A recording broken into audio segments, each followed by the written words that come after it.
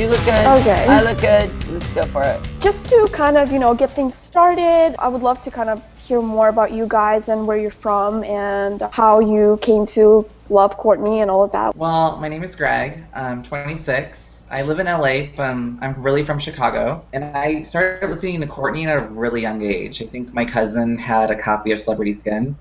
And I don't even know how old, I think it was like 10 or 11. And I just fell in love with it. Fell in love with her. I mean, she's amazing. She's a gay icon, so.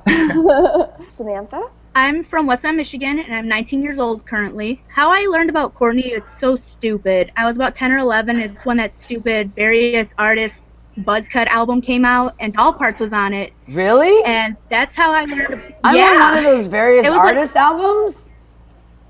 I don't. Yeah. That must have been a bad year because I can't remember giving permission for one of those things. Wow. Okay. Oh my God, that's like being on a K-Tel record. Ooh, wow, I can't believe I did that. All right, go for it. Tell the rest. Oh my God, some of the things I've done. But every other song that was like, no, my God, it was so bad. Like, there's like Creed and Oh Nickelback. my God! I was like, I did not do this. Exactly. Oh, who said yes? So obviously you stuck out. I must have been just passed out in my bed and signed it. Yeah, fine. Jeez, Oh with Creed and Nick. Oh, great. Okay. Oh, wow. That's interesting to know that I'm on one of those things. Okay. Yeah, well, that's really interesting. How about you, Megan? I am 29. I'm from Boston, and I've been a fan since I was about 9 years old. So I've been a fan for about 20 years. I think the first time I listened to Hole was Pretty on the Inside, actually. And it was Teenage Whore, and my cousin introduced me to it. I've just always connected with her music because, I don't know, I was an angry girl. I recently lost my son. I was 9 months pregnant, and my fiance died from a heroin overdose in August. So, and I'm also a recovering heroin addict.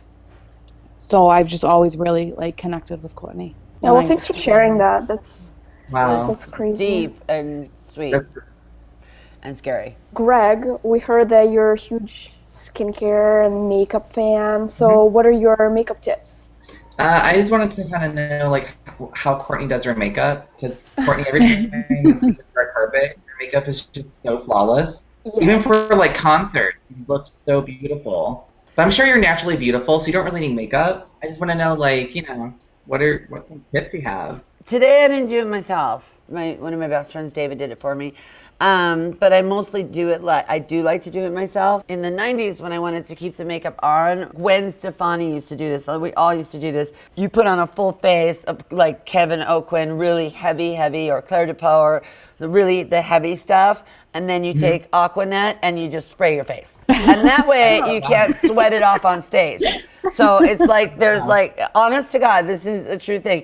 And then I figured out if I want to keep foundation on stage, Kat Von D made this tattoo coverage stuff, which is full kabuki face. So you're walking around backstage with full kabuki face. Evelina, I'm sure you know what I'm talking about because you've used the heavier Claire de Pau and Kevin Aucoin stuff that I know, it's amazing. It's amazing. But for stage makeup, it's perfect. For stage makeup, it's perfect. Now I don't have to use, Aquanet or something. I can use this Kat Von D stuff and it just stays on. Lipstick is gonna run and eye makeup is gonna run on me anyway. So I don't know how someone like Gwen Stefani keeps her makeup on for the whole show, or Katy Perry, or whatever those girls do. As you get older, you really have to take into account that, if you're gonna do a red lip, you better have it done perfectly. It's not about smeary, and when you're 28, that's cool.